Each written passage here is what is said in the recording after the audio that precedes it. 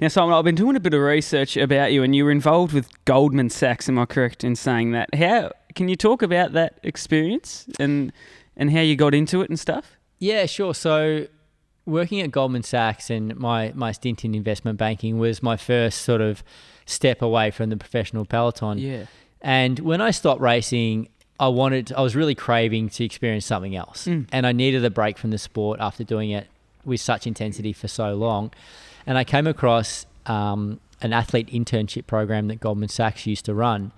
And it was a program that they were running around the London Olympics, but it basically finished up. But I managed to get in touch with someone at Goldman Sachs that was involved in that program and convinced them to start it up again for me. So in 2019, my first year out of the sport, I basically went from racing, living in Europe, to moving to the city in London and putting on a suit and tie every day at sort of 5 o'clock in the morning and jumping on the tube to go into work in a bank. So the environment couldn't have been more different to what I was experiencing for 20 years as an athlete before that. But the challenge was the same, and the mindset was the same. It was surrounded by the people that were the best in the world at what they did, and they were all super motivated and driven people as well. So I got a real kick out of experiencing that, but I had no really financial background or no education in finance. I was learning on the fly, and it was like learning a completely new language. How hard was it? Yeah, it was super hard. And it's safe to say I'd never been more tired than what I was when I was going through that period, because just mentally I was just so fried at the end of each day, because just trying to take so much in. How long did you do that for? So I did an internship over 6 months. They offered me a role at the end of that internship, and it was in foreign exchange sales. So trading currencies basically.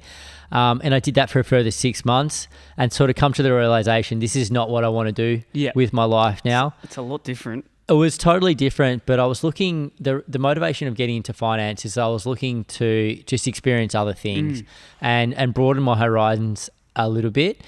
And what I found at Goldman Sachs, being such a big and reputable organization, they wanted you to really specialize in one area of banking and be the best in the world at that, whereas I was looking for a much broader understanding. So it was great to be surrounded by so many high-performing people in such a reputable institution, but it wasn't really what I was looking for.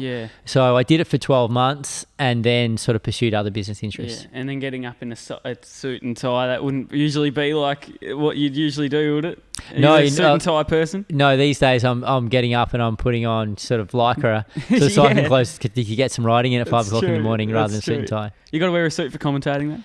No, you don't. We're very rarely on camera. Oh, okay. Yeah. True. The riders are